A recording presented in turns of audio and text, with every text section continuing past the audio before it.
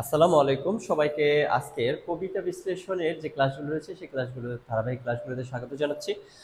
আমরা যদি কবিতাটা দেখার চেষ্টা করি তাহলে দেখব যে টু অটাম, জন কিটস। আচ্ছা, জন কিটসের যে কবিতাটি রয়েছে টু অটাম, এই কবিতাটির মধ্যে কিন্তু ইন টোটাল কয়টা স্ট্যান্জা রয়েছে? মোট স্ট্যান্জা রয়েছে এখানে তিনটা। তাহলে আমরা কিন্তু মূলত যে প্যাসেজ থাকে, প্যাসেজের প্যারাগুলোকে প্যারা বলি, ভাগগুলোকে প্যারা বলি। আর কবিতার মধ্যে যে ভাগগুলো থাকে এদেরকে কিন্তু আমরা স্ট্যান্জা বলি। আশা করি তোমরা এটা বুঝতে পেরেছো।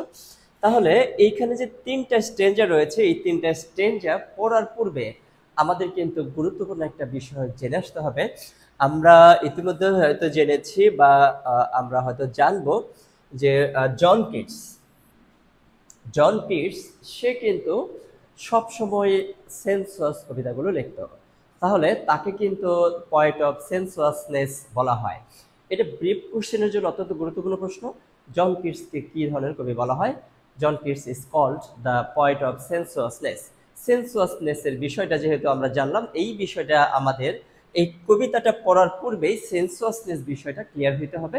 আমরা কবিতা পড়ার প্রথমেই আমরা সেন্সুয়াসনেস বিষয়টা বোঝার জন্য চেষ্টা করব। তাহলে আমরা যদি সেন্সুয়াসনেস বিষয়টা বোঝার জন্য চেষ্টা করি তাহলে we have five human senses. তাহলে this called human sense. And এইখানে যদি আমরা একটু দেখার চেষ্টা করি তাহলে দেখব, তাহলে যেমন ধরো এটা কিভাবে সেন্সুয়াসনেস হইল। তাহলে think about these apples. There are a lot of apples in the picture. If we observe the picture, we will see a lot of apples. এখন when we will first get the picture of apple, first of all we will get the sense of sight.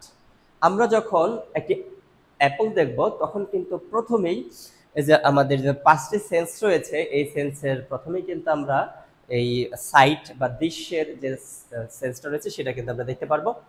যদি আমরা সেই অ্যাপেলটা দেখার পরে যদি আমি ধরি আপেলটাকে হাতে নেই, তাহলে then we will get the sense of touch. তাহলে আশা করি তোমরা বুঝতে পেরেছ যে আপেলটা ধরার পরে এটা কি শক্ত না নরম, এটা কিন্তু এই সেন্সটা আমি পাবো।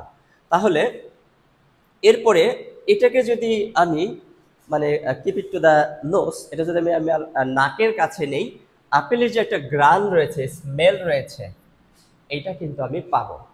এরপরে যদি আমি আপেলটাকে আমার মুখে দেই বা এটা খাওয়ার চেষ্টা করি, then will get the sense of test.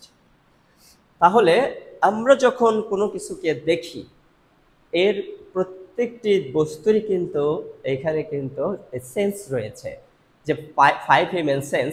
এই যে আমরা যদি বুঝি যে ফাইভ হিউম্যান সেন্স রয়েছে, যে এখানে কি sight, touch, smell and taste. তাহলে একটা কিন্তু বাকি আছে, হিয়ারিং, এটা আমি বলছি। এই যে তিনটা প্যারা রয়েছে কিন্তু কবিতার, এই তিনটা প্যারার প্রথম যে দুইটি প্যারা রয়েছে, এই যে প্রথম দুইটি প্যারা, এই দুইটি প্যারার মধ্যে এই চারটি হিউম্যান সেন্স নিয়ে কথা বলা হয়েছে, এগুলোর বর্ণনা রয়েছে এখানে।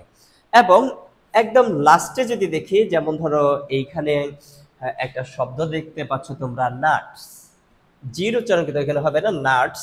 আমরা যদি নাটস কি সেটা যদি একটু দেখার চেষ্টা করি তাহলে দেখো, তাহলে এইগুলো হচ্ছে নাটস। তাহলে মস্কিটো লাইক ইনসেক্টস, এগুলো কিন্তু মশার মতো দেখতে কিছু পতঙ্গ। এখন মশার কিন্তু একটা সাউন্ড আছে, দেখো কানের কাছে এসে কিন্তু একটা সাউন্ড তৈরি করে। তাহলে অটাম সিজনের মধ্যে এই যে পাঁচটি সেন্স যে রয়েছে, এই পাঁচটি সেন্স কিন্তু আমরা পাবো। এখানে কিন্তু আরো সেন্স রয়েছে, যেমন ধরো gathering swallow twittering in the sky. তাহলে এই যে দেখো, যদি তুমি দেখো যে আকাশে পাখিরা উঠছে এবং টুইটারিং করছে, তাহলে এইখানে কিন্তু আমরা সেন্স অফ হিয়ারিংটা পাবো। তাহলে আমরা এই কবিতার মধ্যে এই তিনটা প্যারার মধ্যে আমরা কিন্তু যে হিউম্যান ফাইভ সেন্সেস রয়েছে, এই হিউম্যান ফাইভ সেন্সেস গুলো পাবো। এবং এই যে হিউম্যান ফাইভ সেন্সেস, এটা দিয়েই কিন্তু গুরুত্বপূর্ণ একটি প্রশ্ন হবে যে জন কিটসকে কেন, কিভাবে তাকে সেন্সুয়াস কবি বলা হয়, এই যে এখানে তুমি যে একটি কবিতা পড়েছো টু অটাম, এর প্রেক্ষিতে তুমি একটি বর্ণনা দাও। এর জন্য কিন্তু তোমাকে 10 নাম্বার দেওয়া হবে। সুতরাং তুমি হচ্ছে কবিতাটাকে খুঁজে খুঁজে বের করে আমরা দেখব যে কবিতার কোন অংশে কোন সেন্সটা নিয়ে কথা বলা হয়েছে, কোন লাইনে কি সেন্স নিয়ে কথা বলা হয়েছে। তাহলে আশা করি তোমরা এই সেন্সুয়াসনেস বিষয়টা কি, এই বিষয়টা বুঝতে পেরেছ। তাহলে আশা করি পরবর্তী যে ক্লাসগুলো রয়েছে আমাদের এই জন কিটসের টু অটামের, এই প্রত্যেকটা প্যারার একটি করে আমি ক্লাস ভাগ করে দেবো, যাতে তোমাদের ভিডিওগুলো ক্লাসগুলো বুঝতে বা ক্লাসগুলো করতে সুবিধা হয়। তাহলে পরবর্তী গুরুত্বপূর্ণ ক্লাসগুলোতে অংশগ্রহণ করার জন্য আমন্ত্রণ জানিয়ে, একই সাথে তোমার বন্ধুদের মঙ্গলের সাথে সম্পৃক্ত করার জন্য আহ্বান জানিয়ে আজকের এই পর্যন্তই সেন্সুয়াসনেসের ক্লাসটি শেষ করছি। ধন্যবাদ সবাইকে।